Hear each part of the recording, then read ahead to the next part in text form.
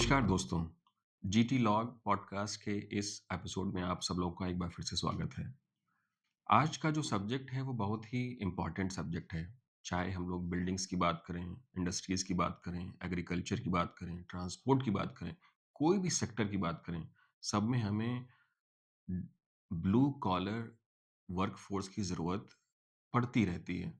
और ये इतना इम्पोर्टेंट सब्जेक्ट है कि चाहे वो दुनिया के किसी कोने में है, अपार्ट फ्रॉम इंडिया, उन सब लोगों की जो ज़रूरतें हैं, वो इंडस्ट्री की तरफ से जो डिमांड है, वो बढ़ती जा रही है। स्किल्ड वर्कफोर्स आज के टाइम में एक इम्पोर्टेंट सब्जेक्ट ना केवल प्राइवेट सेक्टर के लिए, बल्कि पब्लिक सेक्टर के लिए भी बढ़ता जा रहा है। इसी सब्जेक्ट पे हम आज हमने हमारे जो गेस्ट हैं, वो चंद्रशेखर मंडल जी को हमने इनवाइट किया है। He has started a very unique concept. जो ऑर्गेनाइजेशन ये रन करते हैं, उसका नाम डिजिटल लेबर चौक है। चलिए हम एक बार समझते हैं कि चंद्रशेखर जी का क्या उद्देश्य है, किस हिसाब से इस बिज़नेस का लेकर के उनका क्या विज़न है, और डिस्कशन डिटेल में करते हैं। Before we invite you to start your introduction Chandrashekhar ji, पहले हम चाहते हैं कि हम अपने प्रोग्राम के बारे में बताएं कि क्या-क्या रूल्स रेगुलेशंस रखेंगे। एक तो हमें लगता है कि जो डिस्कशन है वो प्रीटी इनफॉर्मल रखेंगे। हिंदी, इंग्लिश या मिक्स करके भी बातचीत कर सकते हैं। क्वेश्चन आंसर का जो तरीका है वो भी प्रीटी इनफॉर्मल होगा। You can always ask the question for with me also, ठीक है? तो बिल्कुल नॉर्मल तरीके से बात करेंगे ताकि लोगों को इस तरीके के डिस्कशन से एक आउटकम या एक तरीके का अभिप्राय समझ में आए कि हम लोग किस तरीके की बात कर रहे हैं, क्या करना चाह रहे हैं, और आपसे लोगों को जो सीखने का मौका मिलेगा वो तो बिल्कुल अतुलनीय होगा ही होगा। तो पहले हम स्टार्ट करेंगे कि पहले आपको इनवाइट करते हैं, अपने बारे में प्लीज़ बताएँ। आपकी जर्नी अपने आप में अनोखी है। इस तरह के सब्जेक्ट बहुत कम लोग सोचते हैं। प्लीज़। अच्छा सो अनुराग जी, मेरा पूरा नाम चंद्रशेखर मंडल है और मैं जो इनोवेशन पे काम कर रहा हूँ उसका नाम है डिजिटल लेबर चौक। बहुत ही यूनिक कॉन्सेप्ट। हम आज दिल्ली एनसीआर में बैठे हैं। जी। हम हमेशा देखते हैं कि हर 2-3 किलोमीटर पे लेबर चौक लगते हैं। जी। चौराहे होते हैं, रोज सुबह में लोग आते हैं, वहाँ पे खड़े होते हैं काम की तलाश में, और कईयों को काम मिलता भी है, कई लोग वापस चले जाते हैं उदासी के साथ। और इसी को सोल्यूशन बनाता है डिजिटल लेबर चौक। जैसा कि उसका नाम बताता है, डिजिटल लेबर चौक एक मकसद पे निकला है कि वो जो है इंडिया के जितने भी फिजिकल लेबर चौक है उनको जो है रिप्लेस कर देगा डिजिटल लेबर चौक से। कि आज आप अगर इस जर्नी को देखेंगे, एक वर्कर की जो रोड पे खड़ा हो रहा है, उसकी जर्नी उस रोड से शुरुआत नहीं होती। उसकी जर्नी शुरुआत होती है उस गांव से जहां से वो माइग्रेट करके आया है। बिल्कुल ठीक बात। आज जब वो वर्कर माइग्रेट करता है अपने घर से, पहले तो उसके पास ये नहीं पता कि वो किस शहर में जाएगा। वो जेब में 2-3 हजार रुपए लेता है, शहर की तरफ निकल जाता है। शहर में आके अगर उसे काम मिल जाए 10 दिन में तो भला है, रोड पे खड़े होके, बस स्टैंड पे खड़े होके, या किसी भी तरह से। अगर नहीं मिला तो 10 दिन बाद वो मायूसी के साथ घर चला जाता है। और इसी का सॉल्यूशन लेके आता है डिजिटल लेबर चौक। यहाँ पे हम जिस पे काम कर रहे हैं, हमारा मकसद ये है कि जिस दिन वो घर से निकले उसको पता हो कि कहाँ जाना है, उसको पता हो कि मुझे कहाँ काम करना है। आज से पहले ये दुनिया सिर्फ रेफरल पे चलती थी कि मेरा कोई फलाना मित्र काम कर रहा है दिल्ली में, पंजाब में, और मैं वहां पे जाके बोलता था कि मुझे काम मिल जाएगा क्या, और मिलता था तो ठीक है। तो वो डिपेंडेंस था। आज डिजिटल लेबर चौक ने भारत के सारे जॉब को एक प्लेटफॉर्म पे लाके बांध दिया है। आज मैं एक वर्कर हूँ, मैं बिहार के किसी गांव में बैठा हूँ, मुझे मुंबई जाना है तो मुंबई के मेरे पास आज जो है 100-200 जॉब है। मुझे दिल्ली जाना है तो मेरे पास 100-200 जॉब है। तो आज जब मैं अपना घर छोड़ता हूँ तो मुझे पता रहता है मुझे कहाँ जाना है। मुझे पता रहता है कि जैसे ही मैं जिस जगह दिल्ली पहुंचूंगा तो मुझे वहां पे काम मिल जाएगा। यही सोल्यूशन बना रहा है डिजिटल लेबर चौक। इसमें बहुत सारी चीजें हैं, हम स्किलिंग को जोड़ रहे हैं, हम उसकी जो है खुद की डिजिटल आइडेंटिटी बना रहे हैं, बहुत सारी चीजों पे काम कर रहे हैं। तो एक जिस तरह से एक व्हाइट कॉलर इंसान स्वाभिमान के साथ जीता है, बेनिफिट के साथ जीता है, कहीं ना कहीं कोशिश है कि दोनों को जो है बराबर ला सके अगले 5-10 सालों में। Very nice. तो पहले अपने बारे में भी थोड़ा-सा बताइए हमारे दर्शकों को। ओके, सो मेरा अगर मैं बोलूँ मेरा जन्म जो हुआ था, वो दरभंगा के एक बहुत ही छोटे से गाँव में हुआ था। हुँ, करीबन जब मैं पैदा हुआ 700-800 लोगों की पॉपुलेशन थी। हुँ, गाँव में स्कूल नहीं था। हुँ, पिताजी जो थे हमारे बहुत बड़े विज़नरी थे, तो उन्होंने जो है एजुकेशन की पता नहीं उन्हें कैसे इतनी कीमत पता थी कि उन्होंने जब मैं 4 साल का था, हुँ, मुझे दिल्ली में भेज दिया, मेरी बुआ जी यहाँ रहती थी। तो मैंने 4 साल की उम्र से रह के दिल्ली में पढ़ाई करी। आज मेरे गाँव में करीबन 2600 लोगों के आस-पास है, जिसमें से 80% लोग माइग्रेट कर जाते हैं। आज हुँ, आप हमारे गाँव को जाके देखिए, सिर्फ़ बूढ़े, बच्चे और जो है महिलाएँ हैं, हुँ, क्योंकि रोज़गार है नहीं। हुँ, और जो मेरे फूफा जी हैं जिनके साथ मैं रहा हूँ, वो खुद जो है एक लेबर कॉन्ट्रैक्टर थे। हुँ, तो मैंने बचपन से ये पूरी जर्नी देखी थी। बहुत बढ़िया। पढ़ाई करी, 12th तक हमने पढ़ाई करी, फिर मैं सीए कर रहा था। हुँ, उसके बाद हमने जो है करीबन 2020 में after completion of master of commerce हुँ, मैंने जो है अपना एक बैंक में जॉइन किया। हुँ, और उसी के जस्ट फर्स्ट फ्लोर पे मेरा ऑफिस था। रोजाना आते-जाते देखते थे कि लेबर चौक सामने ही लगता है। हुँ, लोग हुँ, आते हैं, खड़े होते हैं। हुँ, और ऐसे ही एक दिन था, हुँ, शायद ही वो 21 या 22 जनवरी की बात होगी। हुँ, मैंने ऑफिस गया, मैंने एक कॉफ़ी का कप लिया, हुँ, मैं बालकनी में गया, मैंने आसमान में देखा, बारिश हो रही थी। दिल्ली में अक्सर बारिश हो जाती है। मैंने आसमान में देखा, बहुत खूबसूरत नज़ारा था। मैंने ज़मीन पे देखा, लोग छत देख रहे थे कि कहाँ छुप सके वो लेबर। हुँ, वहाँ से लगा कि ये दोनों चीज़ कितना है, मैं इस जगह पे खड़ा हूँ, मेरे पास छत है, मैं अपने सीधा घर से निकल के काम पे आया हूँ। ये लोग पहले लेबर चौक पे आते हैं, फिर कहीं जाते हैं। वहीं से दिल में आया कि कुछ करा जाए। हुँ, मेरा फाइनेंस का बैकग्राउंड है, हुँ, तो टेक ये वेबसाइट ये बहुत नई चीज़ थी, समझ में ही नहीं था। हुँ, यूजुअली हमने सपने में देखते थे कि हाँ, कभी ऐसा भी कुछ होता है। जैसे पेटीएम आया था तो हमें लगा कि ये क्या चीज़ आ गई है। हुँ, अब तो ऑनलाइन रिचार्ज होने लगा है ये सब। तो टेक्नोलॉजी कम समझता था मैं। और एक दिल में आ गया था कि इन लोगों की मदद करनी है, क्या करना है, कैसे करना है ये नहीं पता था। हुँ, बस ठान लिए थे मदद करेंगे। हुँ, और करीबन वहाँ पे जब दोस्तों से बात करनी शुरू करी तो किसी ने बताया कि वर्डप्रेस की वेबसाइट जो है 30-35 हज़ार रुपए में बन जाएगी। हुँ, आप वो बना लो, वहाँ पे जो है लोगों का रिस्पॉन्स आ जाएगा, वो रजिस्टर कर लेंगे, सेकंड पर्सन आएगा जॉब पोस्ट कर देगा, दोनों चीज़ मिल जाएंगे। हुँ। और पहली बार जो है कमाया था उस समय पैसा।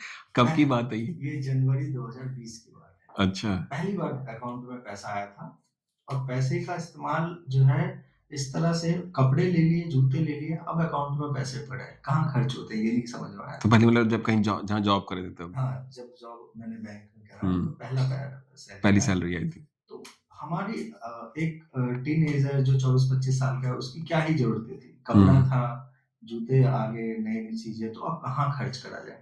तो दिल में आया कि कुछ अकाउंट में पैसे पड़े हैं, किसी का भला कर देते हैं। हुँ, हुआ क्या कि मार्च में गवर्नमेंट ने अनाउंस कर दिया कोविड, हुँ, और ये सारे लोग जो है रिवर्स माइग्रेशन करने लगे। तो अ, मैं टीनेजर था, जो सबने किया मैंने भी वही किया था। मैंने खूब लूडो खेला। हुँ, 10-15 दिन तक खूब लूडो खेला, बोर हो गया।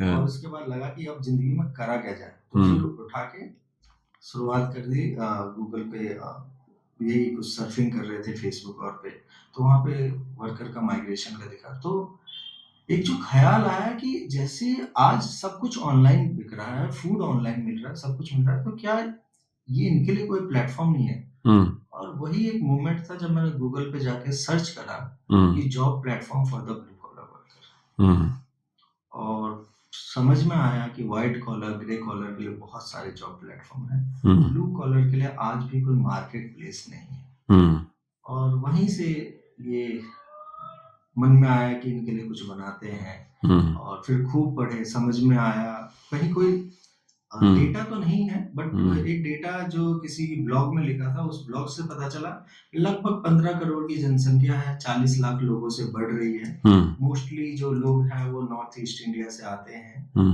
तो लगा बहुत बड़ा मार्केट है। हुँ। 15 लाख 15 करोड़ लोगों 15 का। करोड़ लोग। हाँ, जिसमें से जो है लगभग 7 करोड़ लोग सिर्फ कंस्ट्रक्शन में काम करते हैं। मैन्युफैक्चरिंग, ऑटोमोबाइल, इन सबको तो हटा ही दीजिए। वाह!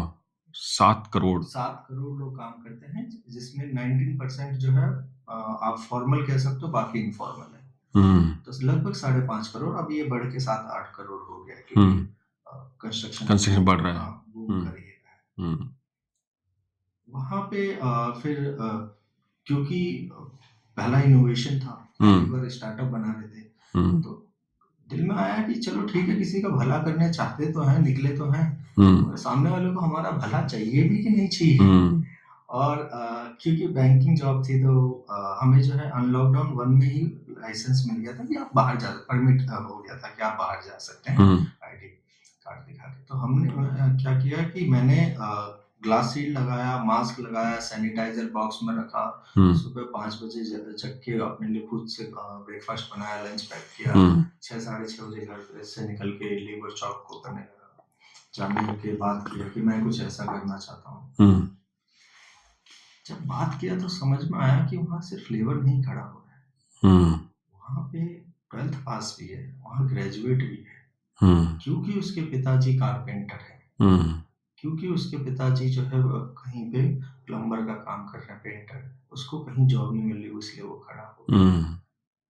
जब इतना चीज समझ में आने लगा तो लगा कि जो होता है कि दिल में आ गया था, अब जॉब ड्रॉप करते हैं कि इतना मजा आने लगा था। यूजुअली अगर आप पूरी जनसंख्या को डिवाइड करें तो कहते हैं कि 1% लोग हैं जो रोजाना अलग अलग काम करना चाहते हैं, 99% लोग हैं जो रिपीट काम करना चाहते हैं। और मैं उनमें से उन 1% में था जिसे हर रोज नया करना था। और बैंकिंग जॉब अगर आप जानते हैं तो पता ही सब होगा, रिपीट काम ही है। काम था, तो बोर हो गए थे इस काम से। तो करीबन जुलाई तक आते आते इतना मजा आने लगा था उस काम में, वो रिसर्च करने में या उसके बारे में पढ़ने में, कि रात के 2-2 3-3 बजे तक रिसर्च कर रहे हैं। रिसर्च करने के बाद जो है सुबह उठ के 5 बजे जग भी जा रहे हैं। और इतना तो कभी मतलब एजुकेशन के समय में भी नहीं मोटिवेशन आता था। ऑल्दो क्रिकेट में बहुत आता था कि क्रिकेट के लिए तो उठ भी जाते थे, मगर किताबों के लिए नहीं उठ पाए। तो वहीं से फिर जॉब ड्रॉप कर दिया। करीबन मैंने जो है 30 सितंबर 2020 मेरा लास्ट डेट था जब जॉब ड्रॉप किया। अकाउंट में 40,000 रुपए थे, 40,000 रुपए और आने वाले थे। पहला नौकरी था तो समझ में नहीं आया, पहला मतलब इनोवेशन था, तो समझ में नहीं आया कि 80,000 रुपए बिजनेस बनाने के लिए इनफ नहीं होते। और तो जो मैंने गणित लगाई थी, मेरी गणित ये थी कि देखिए मैं इतना कमाता हूँ, अगर मैं जो है 100 से लेकर जो है 120 लोगों तक पहुंचा दूंगा, और मैं जो है 20-20 रुपए भी लूंगा, तो जितना मैं सैलरी कमाता हूँ उतना मैं जो है महीने में कमा लूंगा। मुझे बस 100 से 150 लोगों को रोजगार दिलाना था। तो ये गणित के साथ मैं गया, उतरा जमीन पे। 30 सितंबर के बाद जो है 1 अक्टूबर से बिल्कुल फुल फॉर्म 2 महीने में 25,000 रुपए खर्च हो गए। और ये पता चल गया था कि बिजनेस इतनी जल्दी नहीं बनेगा, तो करते क्या। क्योंकि दिल्ली में जो है मैं किराए पे रहता था, तो मैंने ये डिसाइड किया कि देखिए घर वालों ने तो पहले भी कहा था जॉब मत छोड़ो, और घर वाले आज भी वो फिर पड़ेगा ताना ही देंगे, मगर ये पता था कि माता पिता है, ताना देंगे, खाने के लिए दे देंगे और जो है रहने के लिए दे देंगे। लैपटॉप है ही, और जियो के रिचार्ज से नेट चल जाएगा, उतना ही चाहिए था। फिर मैं गांव चला गया। गांव में जाके जो है करीबन 6-7 महीने तक पूरा सर्वे और किया, सारी चीजें। और जब मैंने स्टार्ट करा था, मुझे स्टार्टअप की डेफिनेशन नहीं पता थी, मुझे इंक्यूबेटर, एक्सीलेटर, किसी चीज के बारे में नहीं पता था। मैंने बिल्कुल जीरो से स्टार्ट किया था। और मैं लिटरली गूगल पे जाके ये सर्च मारता था कि क्या मेरा इनोवेशन स्टार्टअप की डेफिनेशन में आता है कि नहीं आता है उस जगह से। और इसी तरह करीबन जो है 14 अगस्त को मेरा जन्मदिन होता है। 14 अगस्त को मैंने एक जन्मदिन जल्दी से सेलिब्रेट किया। गांव में जल्दी सो जाते हैं लोग वहाँ। और उसके बाद मैं गया, क्योंकि आदत थी सिटी में रह के रात में 12-1 बजे सोने की, तो जाके बस सर्फिंग कर रहे थे ट्विटर पे। वहाँ पता चला कोई इंक्यूबेशन सेंटर है जो कंस्ट्रक्शन वाले को जो है 10 लाख रुपए दे रहा है। अप्लाई किए, 14 को अप्लाई किया, 18 को शॉर्टलिस्ट का मैसेज आया, 21 को पिच किया और 24 तारीख को जो है 24 अगस्त को ही उनके जो सीईओ थे, एक लिमिटेड कंपनी थी पुणे की, उनके सीईओ आए, उन्होंने बोला कि आइडिया अच्छा है, क्या आप वहीं से बनाना चाहते हैं या कहीं पे भी आ सकते हैं? मैंने बोला सर मुझे बनाना है, मैं कहीं पे भी आ जाऊँगा। और उन्होंने मुझे पुणे इनवाइट किया। उस समय तक पैसे का झोल-झाल इधर-उधर करते-करते 3.5-4 लाख रुपए का नेगेटिव बैलेंस हो गया था। क्योंकि मैं चीज़ों में इन्वेस्ट कर रहा था ये सोच के कि बन जाएगा। और हुआ क्या कि उनके पास जाके पहली बार मैं किसी जो है सीईओ से मिला, किसी सीईओ से मिला, सीएफओ से मिला और मुझे पता चला कि वो भी इंसान ही होते हैं। डेज़िग्नेशन बेशक बड़ी हो मगर इंसान ही होते हैं, सब ऐसी बात करते हैं। बोर्ड मेंबर से उन्होंने मुझे एक्चुअली में बताया कि पिच डेक कैसे बनता है। क्योंकि उससे पहले मैं पिच डेक को भी बिज़नेस प्लान कहता था। और उन्होंने पिच डेक बनाया, बहुत सारी चीज़ें करी। विदिन 3 मंथ मेरे पास जो है अकाउंट में 40 लाख रुपए आ गए। पहला 10 लाख रुपए मुझे जो है सिटी बैंक से मिला। मैंने एक चैलेंज विन किया। उसके 2 महीने बाद ही मैंने हिताची इंडिया का एक प्रोग्राम विन किया, तो मुझे 30 लाख मिले। और उतने में एक इन्वेस्टर भी मिल गए थे बैंगलोर के, जिन्होंने बोला आप फंड रेज़ कर लो। तो वो 1 करोड़ रुपए के लगभग इकट्ठा करके मैं दोबारा दिल्ली में आया और दिल्ली में आके फिर 7 जनों की टीम के साथ ये जर्नी को स्टार्ट किया। So very impressive. I think journey जब ज़ीरो से स्टार्ट होती है तो उसको लोग सुनते ही हैं और it's very incredible work that you have done. तो मतलब जो पहले सिटी बैंक और हिताची से आपको ग्रांट की फॉर्म में मिला और फिर you have had the first investor. Very nice. तो इस पैसे से फिर जो बनाया है आपने डिजिटल लेबर चौक, अब उसके बारे में बता दीजिए। सो डिजिटल लेबर चौक एक बाकी एप्लीकेशन की जगह तरह जो है एक एप्लीकेशन है जो रोजगार से जोड़ता है। बाकी एप्लीकेशन शायद उस तरह से नहीं बनी है जिस तरह से एक जिन ब्लू कॉलर वर्कर या जो कंस्ट्रक्शन के लेबरर्स होते हैं वो समझ पाए। हमने उस तरह से उस एप्लीकेशन को बनाया है। हमने लैंग्वेज में जो है डिफरेंट लैंग्वेज रखी है। हमने लैंग्वेज के साथ फोटोज यूज करी है। हमने हर चीज के लिए एक सिंबल यूज किया है कि उसे आदत पड़ जाए समय के साथ सिंबल देखने की। हमने कलर कोडिंग यूज करी है कि लाल है तो नहीं है, ग्रीन है तो वो फैसिलिटी है। और वो सारी चीजें जो उसे किसी जॉब को जुड़ने से पहले चाहिए होती है, वो सारी चीजें हमने की। बहुत ही सरल एप्लीकेशन। कोई भी डिजिटल लेबर चौक रोजगार डाउनलोड कर सकता है। मोबाइल नंबर से ओटीपी आ जाता है। उसके बाद वो अपना स्किल चुन लेता है कि मैं मिस्त्री हूँ, तो मिस्त्री में आपको प्लास्टर मिस्त्री है, ब्रिक मिस्त्री है या फिर और कारपेंट्री है। सब वो लोग जो है इस सारी स्किल्स हैं। उसके बाद सब स्किल्स हैं उसके अंदर भी। और उसके बाद जो है वो हमारे होम स्क्रीन पे आके जॉब जो है सर्च कर सकते हैं कि मैं जो है आज दिल्ली में जॉब चाहता हूँ, मुझे नोएडा में जॉब चाहिए, तो वो सारी जॉब्स उनको मिल जाती है। तो वो एक तबका जो कि इस इनोवेशन या डिजिटल जॉब कनेक्ट से जुड़ा हुआ नहीं था, हमने उसे जो है एक माध्यम दे दिया कि आप भी उन कुछ लोगों की श्रेणी में आ सकते हैं जो रोजगार डिजिटली पा रहे हैं। आप भी उससे जुड़ सकते हैं। और वो लोग आज जुड़ रहे हैं। आज करीबन 1.5 लाख से ज्यादा वर्कर हमसे कनेक्टेड हैं। उनके लिए 27 राज्यों में जॉब है। और हमारा सपना है कि कैसे भी करके अगर जिस दिन भारत के हर इंसान को हमारे बारे में पता हो और वो शायद उस लेबर चौक पे ना खड़ा होके हमारे थ्रू रोजगार तो हमें लगेगा हम कहीं ना कहीं अपने सपने में साकार हुए। Very novel initiative. तो जो लोग लेबर चौक पे खड़े होते हैं they basically register with your platform और फिर जो कंपनीज हैं या ऑर्गेनाइजेशंस हैं या जिसको भी लेबर की ज़रूरत है वो भी रजिस्टर होता है। और फिर जब दोनों लोगों की मैच मेकिंग हो जाती है कि जिसको लेटस से मुझे अपना घर बनवाना है तो मुझे 10 लेबर चाहिए, मे बी 4 मैसन चाहिए, तो ये सारे लोग जो है मैं आपकी वेबसाइट से प्रोक्योर कर सकता हूँ, कनेक्ट कर सकता हूँ उनको। एंड इसमें थोड़ा-सा ये है कि क्योंकि हम कहीं पे ये दावा नहीं करते हैं कि जिनको हम दे रहे हैं वो स्किल्ड है या हमने जो है पूरी उनका वेरिफिकेशन कर रखा है स्किलिंग का। हम्म तो इसलिए हम ये बोलते हैं कि अगर आपको आता है वर्कर से काम कराना तब हमारे प्लेटफॉर्म से हायर करेगा। इस केस में हम B2C सर्व नहीं करते हैं। एक इंडिविजुअल जिसे नहीं पता हम उसे बोलते हैं कि आपके लिए अभी ये सर्विस नहीं है।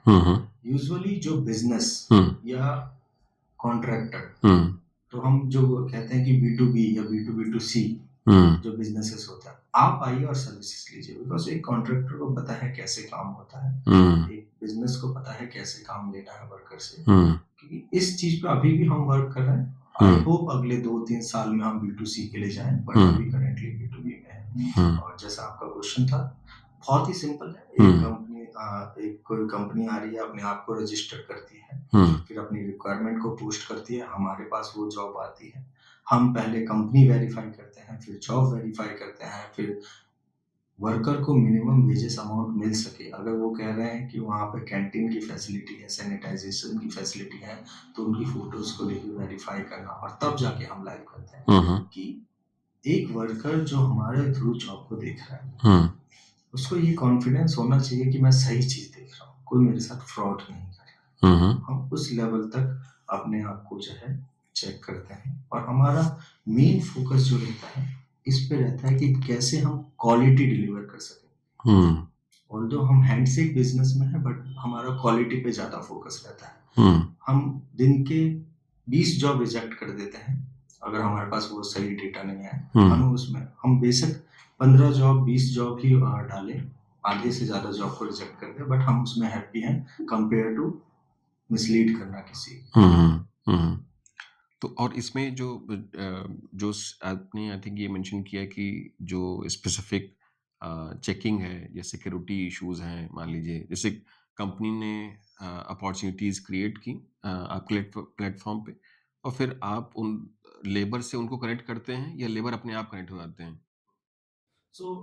जैसे ही हमारे प्लेटफॉर्म पे जॉब लाइव होती है, तो सपोज किसी कंपनी ने XYZ ने दिल्ली के लिए डाला है, तो दिल्ली मयूर विहार के लिए उन्होंने डाला, तो मयूर विहार के जितने वर्कर हैं उनको नोटिफिकेशन जाती है कि मयूर विहार में नई जॉब आई है। इसी तरह वो सर्कल इंक्रीज हो जाता है। अगर 50 वर्कर की रिक्वायरमेंट है, तो जब तक 50 या 100 जो है उस पर नहीं आ जाते अप्लाई, तब तक हम वो इंक्रीज करते जाते हैं सर्कल को। तो वर्कर को ये पता रहता है कि हाँ, नई जॉब क्या है। वो हमेशा दिन में उसके पास जो है 5-10 नोटिफिकेशन जाते रहते हैं नई जॉब के, तो वो कभी भी खाली नहीं रहता। उसके पास हमेशा मल्टीपल जॉब्स ऑप्शन है, और ये इंक्रीज करता है बार्गेनिंग पावर को। आज हम सब जानते हैं कि एक वर्कर के हर बीच में जो है एक मिडिल मैन है जो उसका मेजर कर ले जाता है। आज से पहले कोई भी गांव या कोई भी कस्बा, वहाँ पे 4 जने हैं जिन्होंने बाहर की दुनिया देखी है, वो आके बोलते हैं कि चलिए मैं आपको काम करने के लिए लेके जाता हूँ। लेबर कॉन्ट्रैक्टर जो है, और वो लेबर कॉन्ट्रैक्टर 600 रुपए लेते हैं, 400 रुपए देते हैं, बाकी ऐसा इसलिए हो रहा है क्योंकि उस वर्कर के पास उतना स्कोप है नहीं, या एक्सेस नहीं है, बट वो एक्सेस आ गया, तो कहीं ना कहीं इनकम उनकी बढ़ रही है। दूसरा, आज आप किसी भी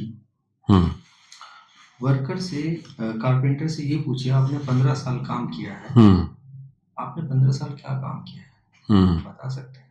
उसको सारे काम आते होंगे, वो हर डिजाइन बना सकता है, वो फर्नीचर बना सकता है, मगर उसके लिए इम्पॉसिबल है ओवरली शो करना कि उसने ये कर। हम पढ़े लिखे हैं, आज मुझे आपके बारे में जानना हो, मैं आप लिंक्डइन पे जाके आपके बारे में सर्च करूंगा, पता चल जाएगा आप कैसा सोचते हैं, आपने कहाँ कहाँ सर्व कर रखा है, आपका क्या एक्सपीरियंस है, हर चीज पता ये उनकी लाइफ से मिसिंग है। और यही वजह है कि आप एक एक्सपीरियंस पर्सन जो कि अगर एक फ्रेशर को ले लेते हैं, एक फ्रेशर जो कारपेंटर है वो 700 रुपए ले रहा है, और जो मिस्त्री बन चुका है, काम कर रहा है, वो 800-900 रुपए कर रहा है, और वो भी जस्टिफाई करना होता है उसको, तब जाके ये फर्क जो है, इस पे हम काम कर रहे हैं। हमारा मकसद है कि अगले 5 से 10 साल में सबको प्रोफाइल में डाल दें कि लोग जस्टिफाई कर सके, उनकी पूरा ट्रैक करते हैं कि पास्ट में क्या काम किया है, अभी क्या काम कर रहे हैं, वो रिकॉर्डिंग। तो एक ये भी है कि मतलब लेट अस से एक और भी है कि जैसे अगर बार्गेनिंग पावर बढ़ानी है, इसका इंटेंट ये है कि उसकी जो अर्निंग है वो बेसिकली बढ़ानी है ना? इंटेंट तो यही है। वो भी अपना यही कोशिश करेगा। तो अगर वो वाला पार्ट जो है वो कोई जैसे आपकी ऑर्गेनाइज़ेशन करे, जैसे मान लीजिए अर्बन क्लैब का एक मॉडल है ना? तो वो उन्होंने लेट अस से अगर नॉट द लेबर बट अगर कोई स्किल्ड वर्कफोर्स भेजनी है तो उसके प्राइसेज़ उन्होंने डिफाइन कर दिए हैं, है ना? तो शुरुआत में लोगों को लगता था कि इलेक्ट्रीशियन है, उसको तो नीचे ₹200 में मिल जाएगा, लेकिन वो ₹500 माँग रहा है। तो वहाँ पे क्या है कि जो प्लेटफ़ॉर्म है वो श्योरिटी भी दे रहा है कि इलेक्ट्रीशियन आएगा और उसकी कॉस्ट महँगी भी होगी, उसकी एक सर्टेन लेवल ऑफ स्किल्स भी होंगी, है ना? तो मतलब आई कैन अंडरस्टैंड कि लेबर जो हम लेबर चौक फिज़िकल लेबर चाहे आपको रिप्लेसमेंट बात करें, वहाँ पे उसकी स्किल्स को वैलिडेट करना बहुत मुश्किल है, क्योंकि कई तो लेबर ही हैं, उसपे तो कोई उसकी कोई स्किल ही नहीं है या डिफाइंड स्किल नहीं है कह लीजिए। But how do you tackle such scenarios जहाँ पे कंपनीज़ को भी चाहिए, दे मे बी एबल टू पे मोर।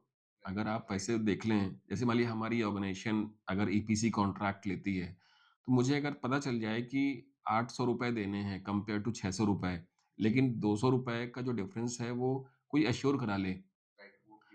हाँ, तो देने के लिए तैयार हैं। इसीलिए शायद जो लेबर कॉन्ट्रैक्टर का जो रोल है वो इसीलिए मार्केट में अभी भी गायब नहीं हुआ है। तो मतलब do you think that is a natural way forward? Right. So पहले इसमें काफ़ी क्वेश्चन्स हैं, हम एक-एक करके जी। बात करते हैं। पहला तो जो है कि जो लेबर है हुँ। स्किल्ड, आज उसके पास हम यूजुअली सोचते हैं कि एक लेबर के पास कुछ हुनर नहीं होता, बट मेरा ये मानना है जो मसाला मिक्स कर रहा है उसका भी एक हुनर है। हाँ, जो हाँ। एक फावड़ा लेके ज़मीन को समतल कर रहा है वो भी एक हुनर है। वो हुनर कहाँ है? हुँ, आज आप किसी भी लेबर से आपका बाहर बगीचा है, उसको सही नहीं करा सकते। आप चाहते हैं कि क्या आपने कभी बगीचे में काम करा है? हुँ। हाँ, मैंने किया है। हाँ। हाँ, बट हाँ, सर्टिफ़ाइड हुनर नहीं है, ऐसा हाँ, कह सकता ऐसा हूँ मैं। सर्टिफ़ाइड हुनर नहीं है। दूसरा जब हमने बात करी थी अभी इससे पहले की कस्टमर की, हमने कहा कि हम बी टू सी को सर्व नहीं करते। हम इसीलिए नहीं सर्व करते बिकॉज़ हम अपना एक टाइम ले रहे हैं। हमने ऐसे कोलैबोरेशन कर लिए हैं जहाँ पे हम जो है स्किल को वेरिफ़िकेशन करना शुरू कर दिए हैं। अब हम स्किल असेसमेंट कर रहे हैं। आज हमें पता चल रहा है कि ये जो मिशन है ये लेवल 2 का मिशन है। ओके। इसको लेवल 7 तक कैसे ले जाया जा सकता है, उसमें स्किलिंग आ जाती है या एक्सपीरियंस के बेस पे बनेगा, तो वो सारी चीज़ें हम पता कर रहे हैं। Very nice. तो ये वक़्त लेगा, ऑल्दो अभी थोड़ा अर्ली है, बट जी। हम इस पे काम कर रहे हैं और कहीं न कहीं ये जो लोग हैं, जो आज एक एक जो ये बता नहीं पा रहे हैं कि मैं किस लेवल का प्रोफेशन हूँ, वो आगे बता पाएँगे अपने okay, career. Okay, fair enough. I think या आई एम श्योर लाइक कि चीज़ें जो हैं वो धीरे-धीरे करके बिल्ड होती हैं, तो जो भी प्रोसेसेस हैं अगर वो ड्यू कोर्स ऑफ टाइम में बिल्ड हो जाएँ, but that should be the vision. मुझे भी लगता है कि आपका ज़रूर होगा इस पे। कुछ फंडामेंटल क्वेश्चंस भी हैं, जैसे कि let us say white collar, blue collar, grey collar, तो इसके बारे में थोड़ा-सा बताएँ कि ये कैसे है और मे बी इंटरनेशनली इन सब की जो डेमोग्राफी रिक्वायरमेंट है, अगर उसके बारे में कुछ बता सकते हो? फॉर एग्ज़ाम्पल जैसे मीना रीजन या यूएई रीजन में हमें लगता है कि ब्लू कॉलर जॉब बहुत ज़्यादा रिक्वायरमेंट है, स्किल्ड ज़रूरत है। Similarly may be eastern Asia region जैसे जापान हो गया, साउथ कोरिया हो गया, यहाँ पर भी इस तरह की ज़रूरत है। ज़रूरत इसलिए क्योंकि वहाँ पे ज़्यादा लोग या पॉपुलेशन भी नहीं है। तो जब हमारे यहाँ पे जो let's say demography assets available है, पॉपुलेशन ज़्यादा है, उसका बेनिफिट तभी है जब हम उसको यूटिलाइज़ कर पाएँ। तभी तो country as a nation will grow. जब लोगों के पास पैसे होंगे तो the money will come to India also, right. है ना? तो 2 क्वेश्चन है इसमें। नहीं, इसमें 2 क्वेश्चन हैं और इसको हम 3 कर लेते हैं जी। कि आपने क्या बात करी कि सबसे ज़्यादा पॉपुलेशन है, हुँ। उससे उससे जस्ट पहले आपने बात करी कि हमारे पास इंटरनेशनली इतना डिमांड रहता है और उसके बाद पहला जो आपका था कि डिफाइन कैसे करें। हाँ। आज भारत सबसे ज़्यादा पॉपुलेशन लेके बैठा है। हुँ। अगर हम हमेशा कोट पढ़ते रहते हैं कि एल&टी के सीईओ कह रहे हैं कि मुझे जो है आज 45,000 वर्कर की ज़रूरत है, मगर वो वर्कर नहीं है। मगर हम तो सबसे ज़्यादा लेबर प्रोड्यूसर देश हैं। हमारे ही वर्कर जो है यूएई में काम कर रहे हैं, हमारे ही वर्कर जो है हर जगह काम कर रहे हैं। तो क्यों नहीं है? क्योंकि हमारे पास लेबर तो है, मगर वो स्किल्ड लेबर नहीं है। करेक्ट। और वो स्किल्ड लेबर हमें बनाना है। ये रीजन है कि हम नहीं कर पा रहे। हम्म। और आज सबसे सस्ता जो है लीवर जो प्रोड्यूस कर रहा है वो इंडिया ही कर रहा है। सबसे हम ईमानदार भी बहुत है, हमारे अंदर डिसिप्लिन भी बहुत है कंपेयर टू अदर कंट्री। जब भी हमें जो है एज अ लीवर ज़्यादा प्रेफर किया जाता है। आपने जापान की बात करी, जापान जो है एजिंग पॉपुलेशन है। जापान में अभी एक लॉ पास हो रहा है जहाँ पे वो लेबर वीज़ा के लिए जो है कुछ फ्री कर रहे हैं, ऑल्दो उनकी एक कंडीशन है कि आपको जापान की लैंग्वेज आनी चाहिए। और हमारे पास काफ़ी बिजनेस भी उधर से आता है। हाँ, यूएई हो गया, जापान हो गया, या फिर आप जो है थोड़ा सा कनाडा साइड देख लेंगे तो उधर से काफ़ी अच्छा बिजनेस हमारे पास रहता है। जो लेबर हम जब कहते हैं कि जो सबसे सस्ता लेबर हम प्रोड्यूस कर रहे हैं तो सब लेके जा रहे हैं, मगर वही इंसान अगर थोड़ा सा स्किल्ड हो जाए तो उसके लिए यहाँ पे बहुत अपॉर्चुनिटी है, या फिर उसको उस अपॉर्चुनिटी का पता ही नहीं पता होगा, वही नहीं पता चला। आज हम यहाँ जब बैठते हैं, आप कंस्ट्रक्शन में, आज एज अ कंस्ट्रक्शन प्लेयर या बिल्डर, आज किसी भी बिल्डर के पास ऐसा नहीं है काम नहीं है। प्रॉब्लम ये है कि हमारे को वर्कर ही नहीं मिल रहे होते। हम काम उठाने से पहले बोलते हैं कि थोड़ा सा सर वर्कर में रहेगा, थोड़ा मटेरियल तो आ जाएगा, एक कॉल करेंगे मटेरियल सप्लाई वाले सप्लाई करके चले जाएंगे, मगर वो काम करवाने के लिए बड़ा दिक्कत है, लेबर इश्यूज है, लेबर इश्यूज है। और लेबर अगर आप कभी गांव में मौका मिलेगा आपको जाने का तो आप जाके देखिए, वहां पे लोग बैठे हुए ताश खेल रहे हैं, तो उनको अपॉर्चुनिटी नहीं है। कई बार लेबर ये कहता है कि मुझे अपने आसपास में गांव में काम अपने आसपास में मिल जाए, अपने राज्य में मिल जाए।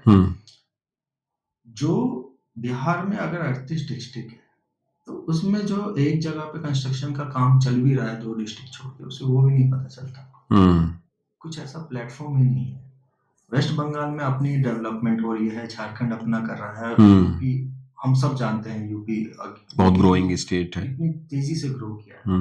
मगर यूपी का वर्कर आज भी जो है बेंगलोर जाके, केरला जाके काम कर रहा है, क्योंकि उसे अपॉर्चुनिटी का नहीं पता चलता। वही वर्कर जो है चंद पैसों के लिए जो है यूएई जाता है।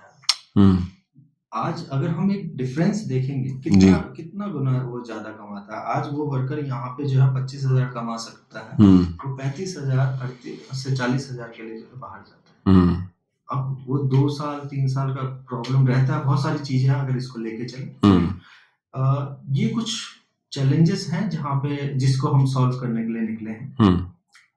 आपका पहला क्वेश्चन था कि कैसे डिफाइन करते हैं व्हाइट कॉलर को, ग्रे कॉलर को, ब्लू कॉलर को।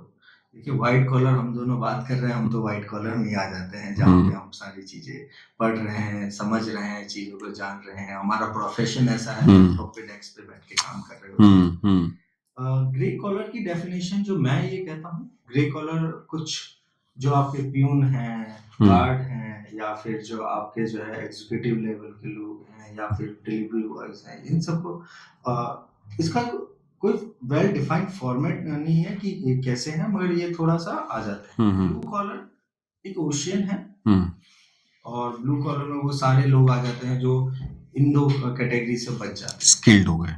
हाँ, जो स्किल्ड हो गए, और इस कैटेगरी के बाद जो भी बचेंगे वो ब्लू कॉलर में आ जाते हैं। उसके बाद फिर हमारे सेक्टर डिफाइन हो जाते हैं कि कंस्ट्रक्शन के हैं, ऑटोमोबाइल के हैं, मैन्युफैक्चरिंग के हैं, कई लोग जो है डिलीवरी बॉयज को भी उसी में कंसीडर करते हैं, डिलीवरी बॉयज हैं। तो ये सारी चीजें हैं।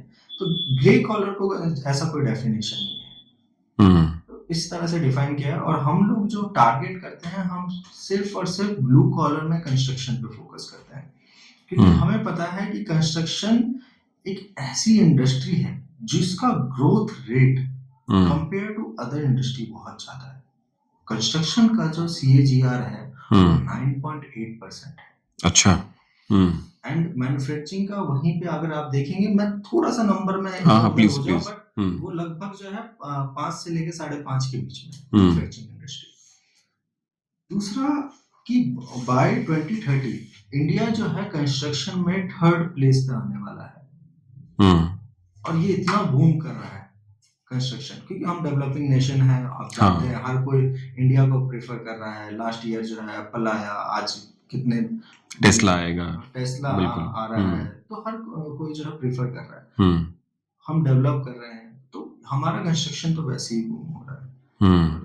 हमें जो इस समय पे करना है कि अगले 5 साल बाद जब हम बूम कर रहे होंगे, और भारत बनेगा कैसे? क्या भारत, हम आज के डेट में लगभग जो है, थोड़ा-सा मैं नंबर में कर सकता हूँ, मगर 45 करोड़ के आस-पास शायद हम काम करने वाली जनसंख्या है, जो काम करती है, जिसको हम 10-12% ही तो व्हाइट कॉलर वर्कर हैं। क्या हम भारत को वो भारत बना देंगे जो भारत बनना चाहता है?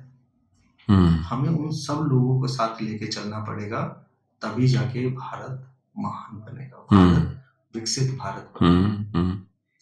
वो भारत बनाने के लिए हर किसी को आना पड़ेगा साथ में, और उसी की हमने एक शुरुआत करी है कि हर व्हाइट कॉलर के साथ ब्लू कॉलर वर्कर भी उसी तरह से जो है सम्मान पा सके, जरूरत पा सके, और उसकी भी एक आइडेंटिटी बन सके। अब इसमें एक और छोटी चीज़ मुझे ऐसा लगती है कि जनरली जब लोग डिजिटल प्लेटफॉर्म में रजिस्टर करते हैं, जैसे मान लीजिए कि जो लेबर है वो रजिस्टर करता है, और ज़्यादातर केसेस में क्या है कि उसको नेविगेशन तो चलिए आपके यहाँ पे हो सकता है उसको सिखाते हो, या जो तरीका है उसमें लिखा होगा ऐप में उसके हिसाब से। बट जो फाइनेंशियल लिटरेसी एक कंपोनेंट है कि उसको पैसा समझ में आ जाए, कहाँ किससे, क्योंकि उसी को निगोशिएट करना है। तो वो जो चैलेंज है उस आपको लगता है कि ये भी एक कंपोनेंट है जो कि आप शायद अपने एक्टिविटी में उसकी स्किल का ही पार्ट मानता हूँ मैं।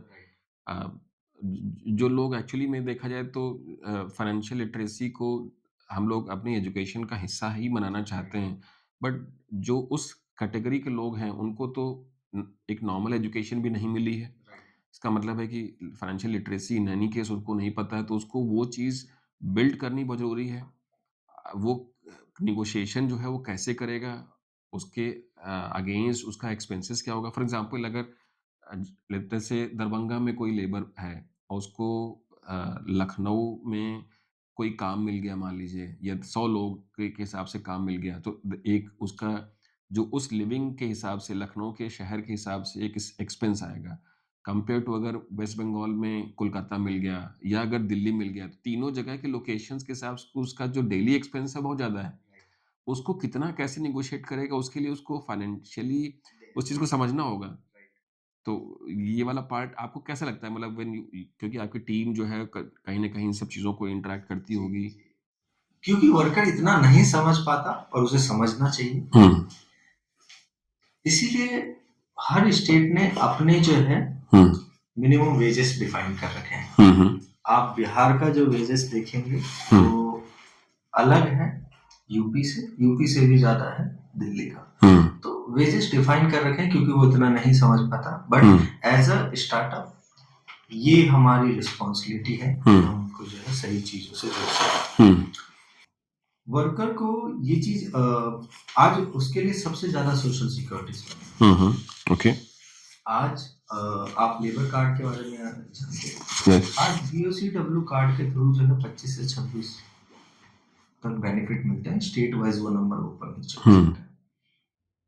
वो लेबर कार्ड बनाने के लिए आज वर्कर बहुत परेशान रहता है कि कैसे बन जाएगा बीओसीडब्ल्यू। अच्छा, वो भी बहुत है। आप जाते हैं, पहले तो वो 20 से 50 रुपए का फीस लगता है, बनाने वाला 200 रुपए लेता है, फिर वेरिफिकेशन चेकिंग बहुत सारी चीजें, तो वो भी नहीं बना पाते। आप कई बार देखेंगे बीओसीडब्ल्यू कार्ड कई वर्कर्स पे नहीं, तो हम लोग उसमें मदद करते हैं। हम जैसे प्रधानमंत्री योजना है, अटल योजना है, हम उसके माध्यम से बताते हैं। आज जब आपने एक बात करी कि नेविगेशन वर्कर इतना समझेगा, शायद मैं आपको बताना इस कन्वर्सेशन में भूल गया कि हमने उसके लिए जो है आईवीआर भी सेट कर रखा है, व्हाट्सएप भी है। अच्छा, अरे वाह!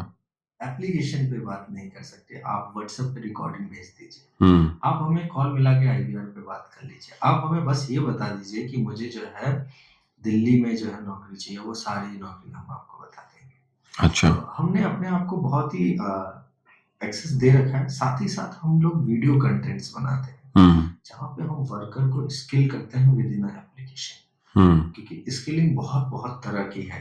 आज मुझे ऐसा लगता है कि आधे से ज़्यादा वर्कर को ये भी नहीं पता, और शायद हमारे माध्यम से अगर कोई भी वर्कर इस पॉडकास्ट को देखे, तो मैं चाहूँगा कि हर कोई जो है बीओसीडब्ल्यू कार्ड, जिसे लेबर कार्ड कहा जाता है, आप अप्लाई करिए। BOCW, BOCW, okay.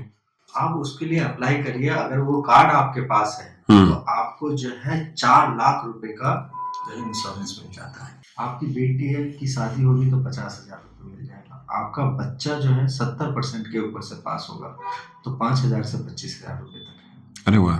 आपके जो है खुदा ना खास्ता डेथ हो जाए तो वहाँ पे जो है 10,000 का मिल जाता टर्म है, वो है, टीकाकरण करने टर्म के लिए। इंश्योरेंस है वो। हाँ, यहाँ पे अगर आपकी बिटिया पास होती है 10th पास, तो आपको साइकिल दिया जाता है। ऐसे बहुत सारे बेनिफिट और हैं। ये गवर्नमेंट ऑफ मतलब सेंट्रल गवर्नमेंट से? ये सेंट्रल गवर्नमेंट के अंडर में नहीं, हर स्टेट का अपना है, बट हाँ, central government, ministry of labour and employment. अच्छा। तो मैं चाहूंगा कि अगर कोई देखे तो प्लीज आप अप्लाई करिए, जी। क्योंकि ये जो पैसा गवर्नमेंट आपको देना चाहती है, और क्योंकि लोगों को जानकारी इन्फॉर्मेशन नहीं है, यही इन्फॉर्मेशन हम वीडियो के माध्यम से दे रहे हैं, क्योंकि हमारी ये रिस्पॉन्सिबिलिटी है कि वो प्रधानमंत्री योजना, अटल योजना, ये स्टेट के बेनिफिट, ये सब हम उनको बता सके। हमारी वजह से अगर कोई इंसान आज 600 रुपए कमा रहा है और वो 800 रुपए कमा सके, तो ये हमारी एक अचीवमेंट है। बिल्कुल सही बात है कि हमने उसकी लाइफ में वो चेंजेस किया है। शायद आज वो 200 रुपए पर डे उसको मोटिवेट करेगा कि वो एक अच्छे स्कूल में अपनी बिटिया का एडमिशन करा सकता है, बेटे का एडमिशन करा सकता है। वो उसको एक एक्स्ट्रा ट्यूशन क्लासेस दे सकता है। शायद वो स्पोर्ट में इंटरेस्टेड हो तो स्पोर्ट के लिए जो है एडमिशन करा सकता है। तो ये कुछ चीजें हैं जिसमें हम वर्क कर रहे हैं, और ये अभी स्मॉल स्केल पे है, बट कमिंग ईयर्स इसे भी हम लार्ज स्केल पे बनाना चाह रहे हैं। अभी रिसेंट में हम एनएसटीसी के साथ हमारा कोलैबोरेशन हुआ है, जहाँ पे हम सिर्फ और सिर्फ स्किलिंग ही कर रहे हैं। हम कोशिश कर रहे हैं कि हर जगह, हर डिस्ट्रिक्ट में जो है हमारे को एक ट्रेनिंग सेंटर हो, क्योंकि हमारी बहुत अच्छी रीच है वर्कर में, जहाँ पे वो वर्कर आए और ट्रेनिंग लें, और हमारे पास जॉब की कमी नहीं है। आज महीने में हमारे पास 1 लाख से ज्यादा ओपनिंग्स रहती है। अरे वाह, वेरी नाइस। वो हम कहीं, तो ये सारी चीजें इनिशिएटिव कर रहे हैं एज अ स्टार्टअप, जो हम दुनिया के लिए कुछ चेंज कर सकते हैं। अच्छा, इसमें एक क्वेश्चन है, मतलब जेंडर रेशियो के बेसिस पे, कि जितने मतलब जो हमारे लेबर्स हैं, अ, उसमें महिलाएं कितनी हैं और पुरुष कितने हैं? जी। और मतलब आपके प्लेटफॉर्म्स में भी एक सर्टेनली डेटा होगा, बट ओवरऑल कितना है, मतलब इंडिया लेवल पे जब से मतलब 7 करोड़ लेबर हैं, जो कि डेली बेस्ड लेबर जिसे हम लोग बोलते हैं, डेली बेसिस पे काम करते हैं, एनी डेटा अवेलेबल? मेरे पास ये डेटा नहीं है कि कंस्ट्रक्शन में महिला कितनी परसेंट काम कर रही है, बट मेरे पास ये डेटा है कि मेरे पास कितनी महिला रजिस्टर्ड है। देखिए, ये हमारी कुछ बदकिस्मती कह लें कि हमने ये मान लिया है कि कंस्ट्रक्शन सिर्फ मर्दों का है। कंस्ट्रक्शन में महिलाएं नहीं आ सकती। बहुत ही ज्यादा इनिशिएटिव है, जैसे कि अगर मैं एलएनटी की बात करूं, उन्होंने 5,000 महिलाओं को किया था। अभी बिहार में मेरी लास्ट वीक ही आईएलओ के साथ बात हो रही थी। आईएलओ हमारे साथ इन्हीं चीजों पे कोलैबोरेट करने के लिए गया। उन्होंने कहा कि हमने महिलाओं को इलेक्ट्रिशियन बना तो दिया, हमने प्लम्बर बना तो दिया, मगर उनको नौकरी नहीं मिल पा रही, क्योंकि कोई भी ऑर्गेनाइजेशन उनको नौकरी नहीं दे रहा है, देना ही नहीं चाह रहा है। तो हम ये मान के चल रहे हैं कि ये तो मर्दों का है सेक्टर, महिला कैसे एंटर करेगी। और ये हमारी बदकिस्मती है, बिकॉज अगर आप देखेंगे, महिला ने जिस भी फील्ड में एंटर किया है, वो उसको बहुत ऊपर लेके, हाँ, दे हैव ऑलवेज एक्सेल्ड, क्योंकि वो बहुत ज्यादा सिंसियर है कंपेयर टू पुरुष। कंपेयर टू मैन वो काफी ज्यादा सिंसियर है। और इस पे हमारा एक कोशिश चल रहा है, हम एक कोलैब करने वाले हैं, जहाँ पे हम जो है महिलाओं के लिए अलग से जो है ट्रेनिंग कर रहे हैं। हमने जो जितने भी कॉर्पोरेट हमारे साथ कनेक्टेड हैं, हम उनसे बात करके उनकी जो है अपनी तरफ से प्लेसमेंट कहते हैं कि जो भी रेशियो आप उनसे ले रहे हैं का, उसमें एक छोटा सा रेशियो रखें। शायद हमारा ये इनिशिएटिव आगे चल के कुछ एक जो थॉट है लोगों का बहुत ही फिक्स कि महिलाएं इस फील्ड में काम नहीं कर सकती, शायद वो आगे चल के चेंज हो और महिलाओं को भी अपॉर्चुनिटी मिले। वेरी नाइस, बहुत बढ़िया। एक और आपने I think interesting may be I think points रखा था बीच में कि स्टेट वाइज़ जो है बहुत सारे लेबर्स रहते हैं अवेलेबल, किसी को जॉब मिलती है, किसी को नहीं मिलती है। राइट। तो कुछ उस तरह का भी इनसाइट बताइए कि जैसे कौन से स्टेट के लोग जो है वो बहुत एक्टिव हैं, उस तरह की स्टेट है जहाँ पे लोग मतलब ज़्यादा काम करना नहीं चाहते, थोड़ा लेथार्जिक हैं। तो ऐसा कुछ डेटा भी है या मतलब मतलब कुछ शेयर कर सकते हैं? आप किस स्टेट से मैं हैं? यूपी से हूँ। आप यूपी से हैं। देखिए, मैं बिहार से हूँ। हुँ। यूपी और बिहार भाई-भाई का हाँ, बिल्कुल ठीक बात है। स्टेट है। हुँ, मगर ये मान के चलते हैं कि ये भारत की थोड़ी बदकिस्मती है कि जो हाईली लेबर प्रोड्यूस कर रहा है, हुँ, वो नॉर्थ ईस्ट कर रहा है। यूपी, हुँ। बिहार, वेस्ट बंगाल, झारखंड, मध्य प्रदेश, ये सबसे ज़्यादा प्रोड्यूस करते हैं। अच्छा। आप केरला में जाके केरला में कोई लेबर नहीं देखेंगे हाँ, वहाँ। हाँ, नहीं वो मिलेगा। बिहार से या यूपी का ही मिलेगा, जी। वेस्ट बंगाल का ही मिलेगा। हुँ, आपको तमिलनाडु में भी वहीं का मिलेगा। जी। क्योंकि हमने जो है हमने लेबर ही प्रोड्यूस किया है। हुँ, हुँ, हुँ। हमारे पास आपका स्टेट चलिए आप यूपी तो आज हमारा बहुत हुँ, अच्छा एम्प्लॉयमेंट जनरेट कर रहा है। बिहार में आज भी वो चीज़ें नहीं है, झारखंड है, वेस्ट बंगाल, पॉपुलेशन हाई है मगर उतनी एम्प्लॉयमेंट नहीं है। हुँ, ऑल्दो हर कोई काफ़ी हर स्टेट ने एक्शन लिया है, एम्प्लॉयमेंट को लेके आ रहे हैं अपनी जगह पे। हुँ, तो ये कुछ स्टेट्स हैं जो सबसे ज़्यादा लेबर प्रोड्यूस करते हैं, बाकी जो है सारे जगह पे लेबर सर्व होते हैं। तो और इसमें सबसे जो माइग्रेंट वर्कर में जो सबसे ऊपर आता है, शायद मैं गलत हो सकता हूँ, बिहार हुँ। और वेस्ट बंगाल का सबसे ऊपर जाते हैं, जहाँ से लोग माइग्रेट कर रहे हैं। हाँ, ओके। मतलब मुझे बिहार का तो मुझे अंदाज़ा है, यूपी का अंदाज़ा है कि हाँ माइग्रेट करते ही हैं।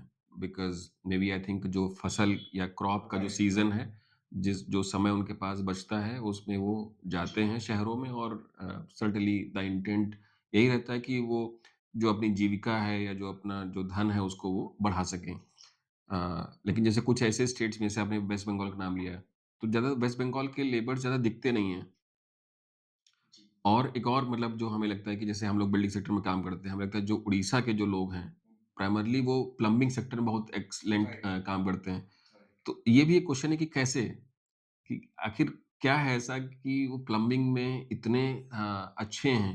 आप देखिए मतलब मुझे ऐसा लगता है कि जिस भी प्रोजेक्ट्स में हम लोग काम करते हैं, ऑलमोस्ट एवरी प्रोजेक्ट तो मैं मान चल रहा हूँ कि लगभग 70, 80, 90% अगर प्लम्बिंग का कोई काम है, तो उसमें उड़ीसा के ही लोग काम करते हैं। जी, है? जी।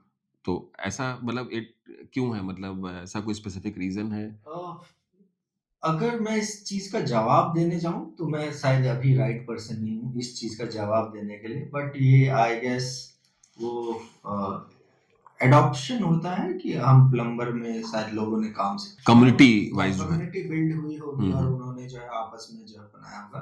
सो मैं इस क्वेश्चन का राइट पर्सन नहीं हूँ ओके, आंसर करने ओके, के लिए। Okay, okay.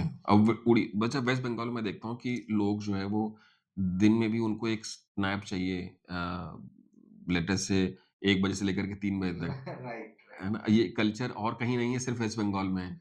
तो ये ऐसा कारण से भी जैसे वेस्ट बंगाल में कोई काम होता है, तो ज़्यादातर जो लेबर हैं वो बिहार से या यूपी से जाते हैं। राइट। तो जो वेस्ट बंगाल के ओरिजिनल लोग हैं, उनके लिए चैलेंज नहीं होता इससे?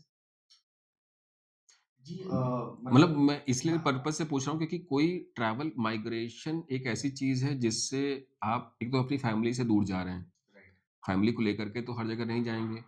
दूसरा है कि कहीं भी जा रहे हैं तो जो उस शहर की जो अर्थव्यवस्था है, इंफ्रास्ट्रक्चर जो अवेलेबल है, वो उसको सस्टेन करने के लिए है भी पर्याप्त कि नहीं है। तो फिर आप वहाँ पे स्लम्स एरिया में रह रहे हैं, राइट। उसका एक अपना एक प्रॉब्लम है। तो ये जो माइग्रेशन है इसको कहीं न कहीं किसी तरीके से अगर कम किया जा सके, मैं ऐसा नहीं कह रहा हूँ कि नहीं होगा, लोग तो जाते ही हैं मतलब एक संसाधन है, एक व्यवस्था अवेलेबल है, तो लोगों को पैसा चाहिए तो ज़्यादा पैसा चाहिए तो लोग अपनी जो सुख है, उसको कॉम्प्रोमाइज़ राइट, करके राइट। जाने की कोशिश करते हैं। तो आपको लगता है कि ये ऐसा कुछ भी डेटा निकल कर के आएगा बाद में? मैं ये कहना किसी स्टेट पे के लिए या किसी स्टेट को लेके कहना, देखिए हर किसी का अपना एक कल्चर है हाँ, हाँ। और हर किसी यूजुअली बिहार के लिए बोला जाता हुँ। है कि जो मतलब बिहार के बहुत हार्ड हाँ, वर्किंग तो लोग मैं हैं। अपने स्टेटमेंट में थोड़ा-सा शुद्धि भी कर लेता हूँ। मेरी स्टेट को लेकर के नहीं है बट मुझे लगता है कि इन जनरल लोग बहुत क्रिएटिव हैं, राइट। है ना? तो क्रिएटिविटी जो है वो हमेशा ही देखा है तो उसका जो सिंसेरिटी है वो इम्पोर्टेंट है, बट क्रिएटिविटी के लिए एक वो जो मन की जो पीसफुलनेस है वो तो चाहिए ही चाहिए। तो वो मुझे लगता है कि उसका जो काउंटर पार्ट है just because people are more creative there, West Bengal की बात कर रहा हूँ। तो इसलिए ऐसा नहीं कि उनके लिए कोई डेरोगेटरी रिमार्क है, but we understand the demography, जो इंक्लिनेशन है वो मोर क्रिएटिव है। अब देखिए कोई भी लेबर है वहाँ पे तो वो सर्टेनली सुबह भी कुछ-कुछ क्रिएटिव काम करके आएँगे, चाहे वो गाना गाना हो या को म्यूज़िक करना हो, शाम को भी हो ऐसे ही होगा। तो मुझे लगता है कि दैट इज़ वेयर ये एक रिचनेस है उस स्टेट की, एक कल्चर है जो कि हम सब उसको एप्रिशिएट करते हैं। बट मैं सिर्फ़ कंस्ट्रक्शन इंडस्ट्री की जो डिमांड है उसके पर्सपेक्टिव से ही बात कर रहा हूँ मैं, कि अगर वहाँ पे अगर कोई काम होना है तो शायद वो काम का जो ड्यूरेशन है वो बढ़ जाता है अगर वहाँ के लोकल लोग काम करते हैं। है ना? That is the only perspective. क्योंकि आप कंस्ट्रक्शन से हैं तो आपने एक चीज़ जब मैंने शुरुआत करी थी बहुत ही स्ट्रेंज था। एक हमारे पास ऐसी कंपनी रीच करी थी और वो अर्ली स्टेज में और उन्होंने बोला जी हमें इतने एक्स नंबर ऑफ वर्कर चाहिए एक्स प्लेस के लिए चाहिए और हर कोई 300 किलोमीटर दूर से होना चाहिए। अच्छा, हाँ, तो दैट इज़ इम्पोर्टेंट पॉइंट, बिल्कुल ठीक बात है। 300 किलोमीटर दूर से होना चाहिए। हुँ, और हमने बोला ठीक है क्यों? हुँ, पास के लोग जो है ज़्यादा देर तक रुकते नहीं हैं, जो दूर से आता है तो वो जो है उसको अपॉर्च्युनिटी जो है जल्दी हुँ, नहीं मिलती है हुँ, क्योंकि ये लोग स्विच बहुत जल्दी करते हैं। सही बात है। तो ये भी इंडस्ट्री में बहुत ज़्यादा है। यूजुअली जब हमारे पास आज किसी बहुत बड़े डेवलपर्स हैं इंडिया के साथ सेकंड या थर्ड नंबर पे आते हैं। हुँ, उन्होंने कहा उन लोगों के ऐसे कुछ अगर मैं बोलूँ सर हुँ, हमें ना एक्स नंबर ऑफ वर्कर चाहिए। हुँ, एक्स नंबर ऑफ वर्कर्स में ये जो इस स्टेट के अगर मिल जाएँगे तो बहुत ज़्यादा बेटर रहेगा। अच्छा हुँ, इस स्टेट के आपको क्यों चाहिए? हुँ, सर ये बहुत हार्ड वर्किंग होता है। अच्छा, हाँ, ये बहुत हुँ। किसी स्टेट का हाँ, नाम ये लेना बिल्कुल बेहतर ऐसा है। होता है। हाँ, हाँ, सर ये बहुत हार्ड वर्किंग रहते हैं। हमें पता है कि वो 6 महीने का प्रोजेक्ट जो है 4 4 महीने महीने में कर में देंगे। खत्म कर आई देंगे। Totally agree. हाँ, हुँ, तो आप उस स्टेट के वर्कर मिल जाएँगे क्या? हुँ, और एज़ अ ऑर्गनाइज़ेशन हमें ये एथिकल नहीं लगता। हुँ, हमें हुँ, लगता है कि अपॉर्च्युनिटी तो सबके लिए है ना, जस्ट बिकॉज़ किसी 100 में से 4-5 लोगों ने या 10-20 लोगों ने गलत कर दिया है, हुँ, तो हर किसी को नहीं मिलना चाहिए। हुँ, तो ये कुछ एथिक्स की हुँ, चीज़ें आ जाती है जिसमें हम नहीं आते ओके। हैं। बट हमारे पास ऐसी चीज़ें हैं, हमने बहुत सुनी है हुँ, और अभी भी सीख रहे हैं। हुँ, सीख रहे हैं, हर हर दिन जो है कुछ ना कुछ कोई नया सिखाया जा रहा है। हुँ, कई कई लोग आज रिसेंट में ही शायद दुबई से हमारे पास कुछ एक्स नंबर ऑफ पीपल का आए थे और आप मानेंगे कि उन्होंने जो है स्टेट में भी डिस्ट्रिक्ट को प्रेफर किया। अच्छा। स्टेट में भी डिस्ट्रिक्ट को अरे वाह! और डिस्ट्रिक्ट में भी सर अगर उस कम्युनिटी। कम्युनिटी की हुँ, मिल जाए तो सर वो बहुत ही अच्छे होते हैं सर उनका उनका जो सलीका है बहुत अच्छा है। हुँ, तो मैं मेरे को हर दिन ये बिज़नेस कोई नई चीज़ें सिखा रहा है और हमें कहीं न कहीं ऐसा लगता है कि ये एथिकली अच्छा नहीं है। शायद इन सब हाँ, चीज़ों को इग्नोर करके चले। बिज़नेस के लिए मेबी अच्छा हो सकता है बट हुँ। एथिकली ये सही नहीं है कि हम हर स्टेट की नहीं दिखा के उस पर्टिकुलर स्टेट को ही वो अपॉर्च्युनिटी दिखाएँ। नहीं, नहीं, क्योंकि it's a very good point और मुझे लगता है कि इसको हमें थोड़ा पॉजिटिव तरीके से ही देखना होगा राइट, कि अगर कहीं मतलब इट इज़ मोर लाइक कि फीडबैक लूप है ये। अगर कहीं पे कोई इश्यू जो कि क्लाइंट साइड से विज़िबल है, जैसे when we work for the client तो अगर हमें फीडबैक मिल रहा है, तो हमें उस फीडबैक को पॉजिटिव तरीके से लेना चाहिए। अगर कहीं पर लग रहा है कि हाँ, उन्होंने बोला है, तो एक तो क्या है कि उस कम्युनिटी के लिए एक एप्रिसिएशन भी है। राइट, और दूसरे के लिए उस तरीके की एप्रिसिएशन को लेकर के उस तरीके से काम करने की अपॉर्च्युनिटी भी है। राइट, तो तो मतलब क्लाइंट का फीडबैक भी इम्पोर्टेंट है। राइट, तो तो एक एक और उसमें कंपोनेंट है कि जैसे मान लीजिए कि जैसे अक्रॉस द कंट्री हम लोग बात कर रहे हैं, बहुत सारी अपॉर्च्युनिटी हैं, लेबर की कैटेगरी अलग-अलग हैं, सब चीज़ें। लेकिन जब हम लोग क्रॉस बॉर्डर की बात करें, जैसे मान लीजिए कि यूएई में है तो वहाँ पे इस तरह की कि जैसे आप स हो गए लेबर्स और बहुत बार कैस ऐसा भी सुनने में आया है, हालाँकि ये जो इन्फॉर्मेशन है वो कितनी ऑथेंटिक है, वैलिडेशन है कि नहीं है, ये नहीं पता है, बट सुनने में आया कि वहाँ पे जो लिविंग कंडीशंस हैं बहुत अच्छी नहीं हो पाती हैं most of the times. But जैसे आपने बताया कि भई पैसे के कारण लोग जाते हैं just to earn bit more money to sustain the family back home, उसके लिए जाते हैं। वहाँ पे मतलब जो उनका स्पेसिफिक लेट्स से इश्यू है कि जैसे कभी-कभी इनह्यूमन ना हो कंडीशंस, फॉर एग्ज़ाम्पल जैसे मान लीजिए वहाँ पे टेम्परेचर 55 डिग्री सेल्सियस तक भी जाता है और यूएई में एक लॉ भी है कि अगर 50 डिग्री सेल्सियस से ऊपर टेम्परेचर गया, तो वहाँ पे एक्सपोज़्ड लेवल पे जो लेबर काम कर रहा है उसको उसमें काम को रोक देना पड़ता है। जैसे हाईवे बन रहा है, तो काम को रोक देना पड़ता है। बट ऐसे भी सुनने में आया है कि वहाँ पे उस पर्टिकुलर उस पे जो जो नंबर जो ट्वीक करके वो 50 से ऊपर जाने ही नहीं देते हैं, ताकि लेबर काम कर रहे होते हैं। ओके। तो ऐसी जो चीज़ें हैं, it is just an example but and this is maybe not unauthenticated information है ये।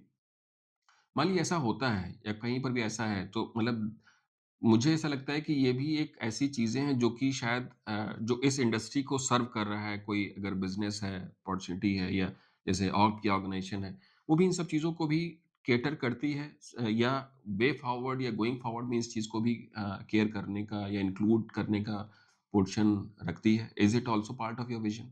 यस। सो हम वो सारे जो आप बता रहे हैं ये सारी चीज़ों को आगे कमिंग फ्यूचर देखेंगे। हुँ, हुँ।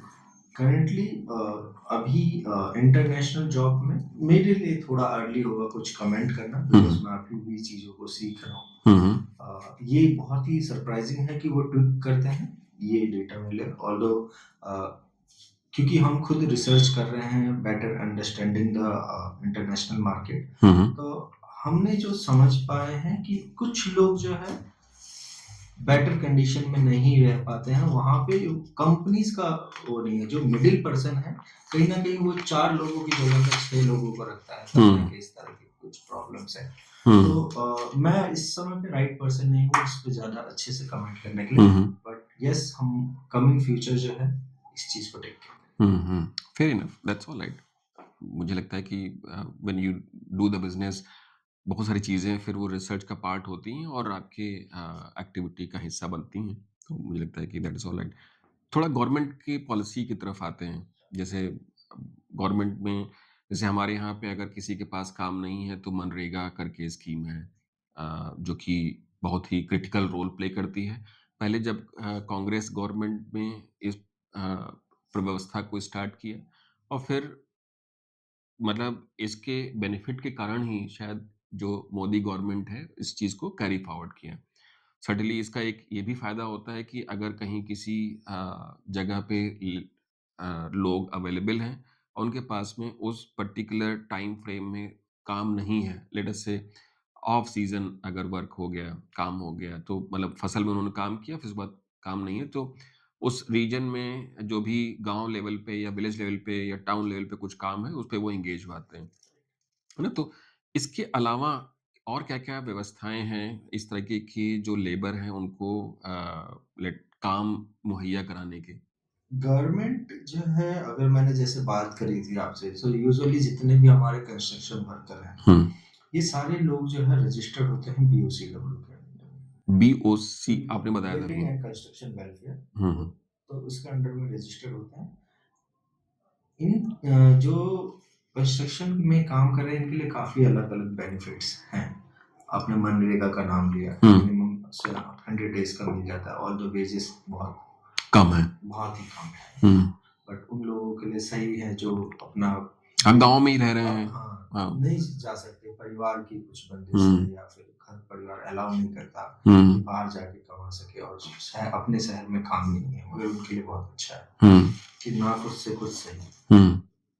इसी तरह से जो गवर्नमेंट है, जो मैं समझ पाया हूँ, अभी तक रोजगार को लेके ज़्यादा कुछ नहीं है, बट गवर्नमेंट बहुत ही ज़्यादा रोजगार मेला लगा रही है, हुँ, हुँ। जहाँ पे वो बाहर से कंपनी को बुलाती है और हुँ। बोलती है कि आप जो है हमारे डिस्ट्रिक्ट में आके या इस पंचायत के लिए, इस वार्ड के लिए आप जो है करिए, सब डिस्ट्रिक्ट के लिए यहाँ पे लगा के यहाँ के लोगों को एम्प्लॉयमेंट दीजिए। इस तरह के इनिशिएटिव हमने बहुत ज़्यादा देखे हैं।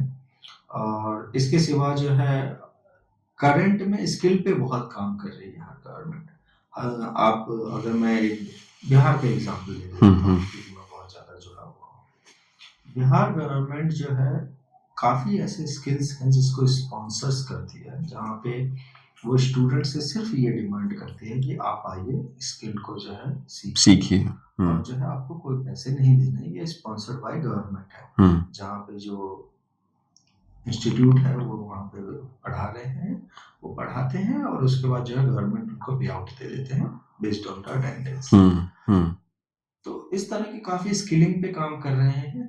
बट ये 2-3 चीज़ें ही जहाँ तक मैं समझ पाया हूँ पिछले 2-3 साल में बहुत ही ज़्यादा फोकस रहा है गवर्नमेंट का। इसके साथ बहुत सारे अलग हैं। अगर मैं योजना की बात करूँ तो वो योजना तो अलग है, मगर रोजगार को लेके यही 2-3 चीज़ें जो मैंने नोटिस की। ओके। बट जो जैसे जो आप काम कर रहे हैं वो बहुत ही मतलब इम्पोर्टेंट वर्क है, जैसे मुझे ऐसा लगता है personally, as a professional also.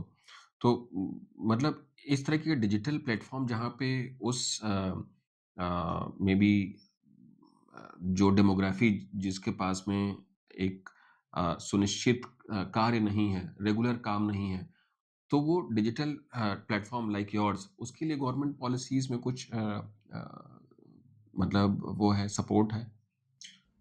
Yes, मैं ये कहूँगा कि गवर्नमेंट पॉलिसीज गवर्नमेंट ने हमें बहुत सपोर्ट किया है। ओके।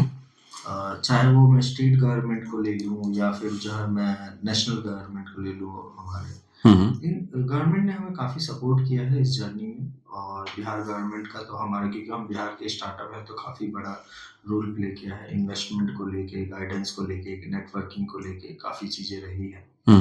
एंड हम अभी जो है कोलैब भी कर रहे हैं जहाँ पे बिहार गवर्नमेंट के लिए हम बहुत सारी फैसिलिटीज ला रहे हैं स्किलिंग को लेके, उनका रोजगार मेला पूरा जो है ऑनलाइन करना या फिर उनके जो वर्कर्स को बेटर जॉब प्रोवाइड करना, तो वहाँ पे वो कोलैबोरेशन भी देख रही है। तो गवर्नमेंट बहुत ज़्यादा ओपन है। जो 2-3 गवर्नमेंट स्टेट की गवर्नमेंट से जब हमने बात करा, वो इस चीज़ को लेके काफ़ी ज़्यादा ओपन है और वो देख रही है कि अगर कुछ प्राइवेट प्लेयर्स आए इस इंडस्ट्री में और इंडस्ट्री को जो है ऑर्गेनाइज वे की तरफ ले जाए, बिकॉज बहुत ही अनऑर्गेनाइज सेक्टर है ये। तो ऑर्गेनाइज अगर किया जा सकता है तो गवर्नमेंट उसके लिए ओपन है कोलैब करने के लिए। Very nice. सिंस आपका डिजिटल प्लेटफॉर्म है, इसकी विजिबिलिटी के लिए बहुत सारा पैसा चाहिए, मार्केटिंग एफर्ट्स चाहे वो कितने ही आप रिसोर्सफुल हो, उसके लिए पैसा चाहिए ताकि मासेस तक इंफॉर्मेशन पहुंच पाए, और लेबर की रिक्वायरमेंट हर एक को है ना? तो वो जब तक आपके प्लेटफॉर्म के बारे में जानेगा नहीं तब तक उसको नहीं पता चलेगा। ये एक भी बहुत बड़ा गैप है। तो लेबर और आपके जो लेबर और जो जिसको काम करना उसके बीच का गैप जो आप फिल कर रहे हैं, बट आपके और जो जिसको चाहिए उसके बीच में एक गैप है ना? तो उसके लिए जो जैसे मार्केटिंग एफर्ट के लिए या जो पैसा चाहिए, यू आपने जैसे बताया कि आपने कुछ फंड रेज़ किया है, तो थोड़ा-सा उस जर्नी के बारे में बताएँ कि कैसे इस तरीके के बिज़नेसेस को आपने बिल्ड किया है? और what is the way forward अगर आपको 7 करोड़ में अगर मैं बोलता हूँ कि 10% लोगों को ही सर्व करना है, मतलब अगर 70 लाख, 80 लाख, 1 करोड़ मान लीजिए, तो what is the may be I think tune of money that you require in terms of raising the fund? So इसमें एक इंटरेस्टिंग बात मैं ऐड करना चाहूँगा। जिस दिन मैंने स्टार्टअप करने का सोचा था, मुझे एक्चुअली नहीं पता था कि ऐसे भी लोग हैं जो आपका बिजनेस बनाने के लिए पैसा देते हैं। और ये बहुत करीबन मुझे जो है 8-9 महीने बाद पता चला, जब मैं कंपनी रजिस्टर करके जगह हर बैंक के धक्के खा तो आपकी प्राइवेट लिमिटेड फर्म है? प्राइवेट लिमिटेड है। और हर जगह धक्के खा के जब वो तब जाके मैंने जब पुणे गया था, वहां पता चला कि कुछ प्राइवेट प्लेयर्स होते हैं जो आपका बिजनेस बनाने के लिए आपको पैसे देते हैं।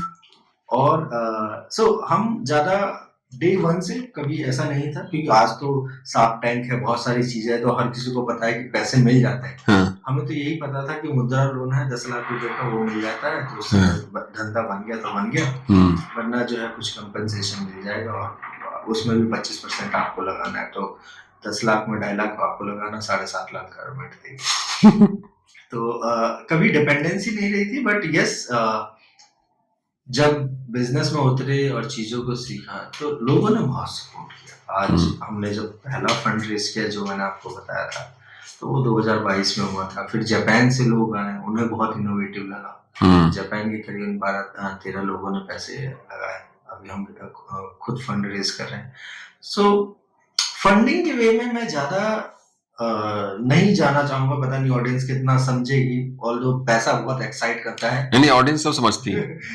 तो बहुत एक्साइट करता है पैसा कि इतने करोड़ में इतना ये हो जाएगा, ये हो जाएगा। तो आप देखिए, शार्क टैंक का जो व्यूवरशिप है that has grown drastically, just because मुझे लगता है कि लोगों को बिजनेस का जो प्रोसेस है वो समझ में आने लगा है। तो सिर्फ अगर बिजनेस के लोग ही उस शार्क टैंक को देखते तो ऐसा तो नहीं चलता। इसका मतलब है कि नॉर्मल जनता जो है वो सबको वो चीजें पसंद आने लगी हैं।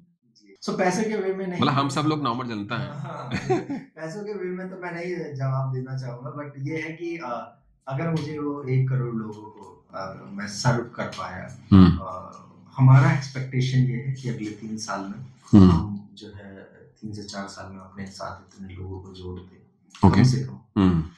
इतना टाइम हमें लगेगा 1 करोड़ लोगों तक जाने में।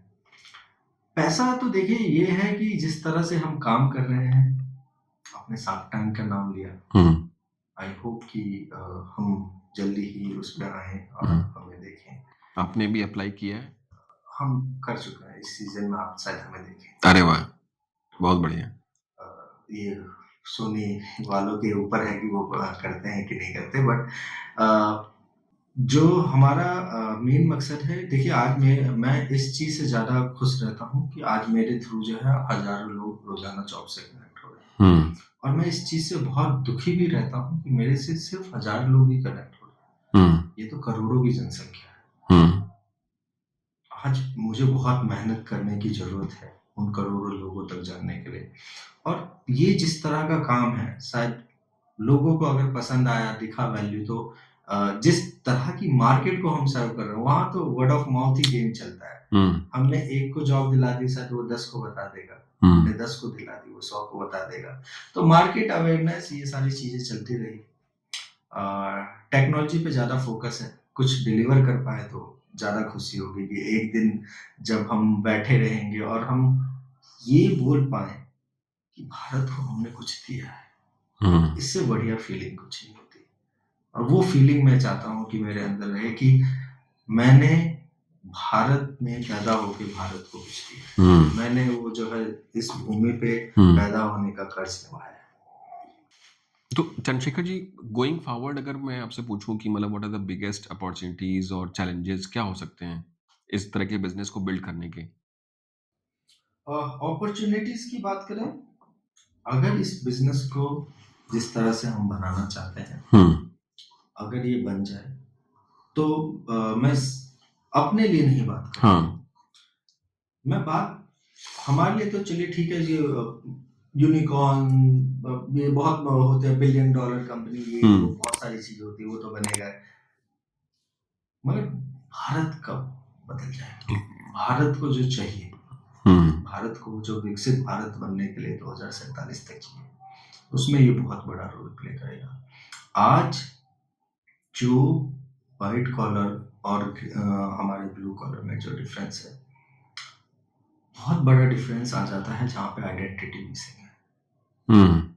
आज हमारे लिए हर चीज बहुत ही ज्यादा आसान हो गई है व्हाइट कॉलर के लिए, उसके लिए नहीं है, उसकी आइडेंटिटी नहीं है। हम उस आइडेंटिटी को बनाने के लिए निकले। अगर किसी को किसी आइडेंटिटी पता चल जाए तो बहुत जल्दी उसको जो है रोजगार से कनेक्ट हो जाता है, क्योंकि भारत में रोजगार की कमी नहीं है।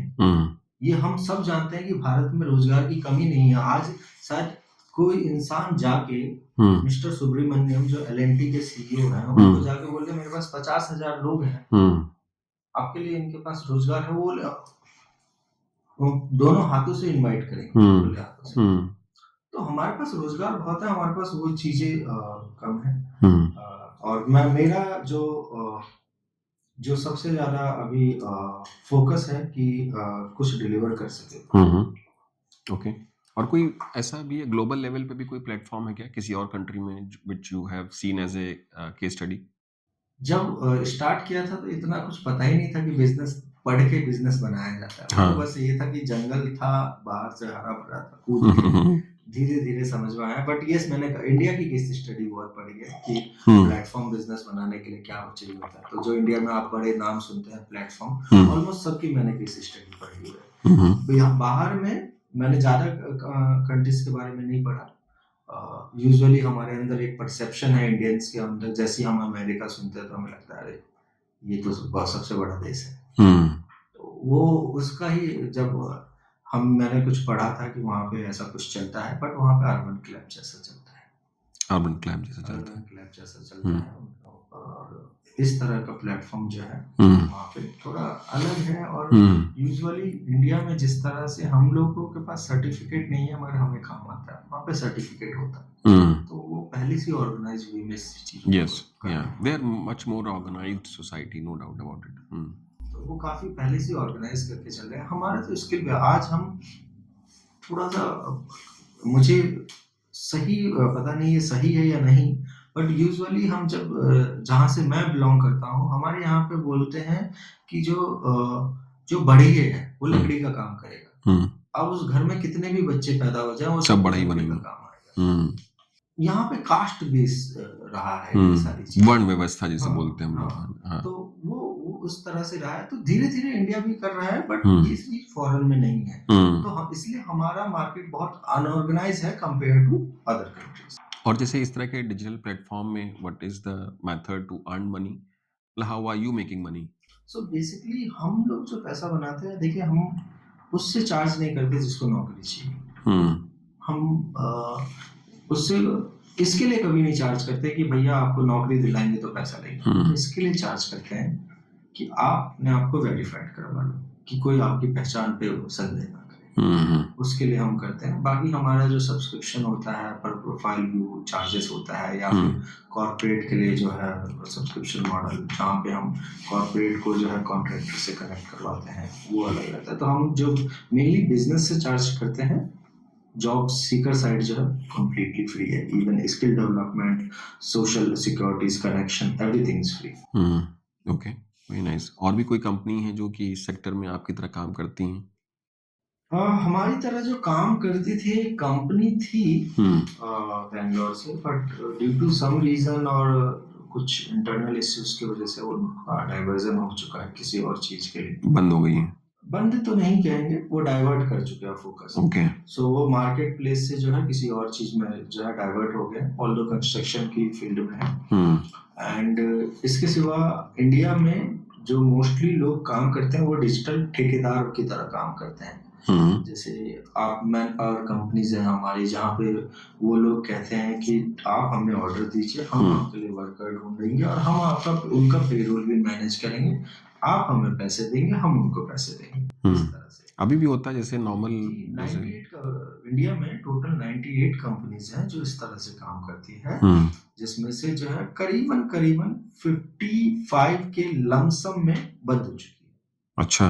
हाँ, ब्लू कॉलर वर्कर की जो जॉब की है, इतनी कंपनीज बंद हो चुकी है।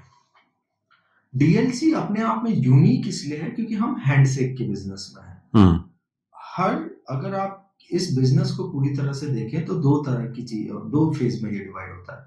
पहला है लीड जनरेट करना, दूसरा है क्लोजर करना। हम बिजनेस में हैं लीड जनरेट करने की। हुँ, हम बोलते हैं कि ठीक है, हम बता देंगे इस पर्सन को ये काम आपके पास करना है, हुँ, आप क्लोज करिए। और ये डिफरेंट बनाता है डीएलसी को, क्योंकि इस तरह के बिजनेस में कोई है नहीं। हुँ, हम उसमें विश्वास नहीं करते कि हम एक कस्टमर से ज़्यादा पैसे लेंगे और बहुत ज़्यादा अच्छा कमा लेंगे। हम विश्वास करते हैं कि हम ज़्यादा लोगों को सर्व करें और एक नॉमिनल अमाउंट भी लें, तो भी जाके हम अच्छा खासा कमा लेंगे। हुँ, और हुँ, ये स्ट्रैटेजी का पार्ट है, मोस्टली बिज़नेस यही करती है, कम मार्जिन पे जो है नंबर्स ऑफ पीपल को सर्व करती है। हुँ, हमारे पास ब्लिंकिट है, ज़ेप्टो है, या all are like unicorns. Perfect Chandrashekhar ji. So अब लास्ट में कुछ एक I think before we wrap up we have a rapid fire round. अगर आपको डिजिटल लेबर चौक या डीएलसी को एक्सप्लेन करना हो in a sentence to a village labor, how will you do it? आपका डिजिटल लेबर। डीएलसी, हाँ, DLC explain करना हो, just to onboard the village labourer, how would you structure your one sentence? थोड़ा सा सोचना पड़ रहा है मुझे इसके लिए, बट हम ये कह सकते हैं कि देखिए ये आपका डिजिटल ठेकेदार है। वेरी ये नाइस। आपका डिजिटल ठेकेदार है जो दुनिया भर के काम से भी जोड़ेगा और कुछ पैसा भी नहीं लेगा। बहुत बढ़िया। ठीक है। और सेकंड क्वेश्चन है कि is there any specific myth about the blue collar job that you want to bust? कोई ऐसी चीज है जिसको आपको लगता है कि वो खत्म कर देनी चाहिए, एज ए कोई मिथ? एक मिथ है कि इन लोगों को तो टेक्नोलॉजी समझ में नहीं आती, फोन चलाना नहीं आता। हाँ। सर, जो जितने भी जेनजी हैं आज के डेट के उन सबको बहुत अच्छे से आता है फोन चलाना। चाहे वो कहीं पर भी हो, कहीं पे भी हो। लेबर विलेज में भी हो, सबको सब कुछ पता है। सबके घर में आज एक लेबर जो यहाँ पे आ रहा है वो हम्म। सबसे पहले फोन खरीदता है, और हर विलेज के गांव में जो है परिवार में एक स्मार्टफोन है। रह ही नहीं सकता इंसान, हाँ।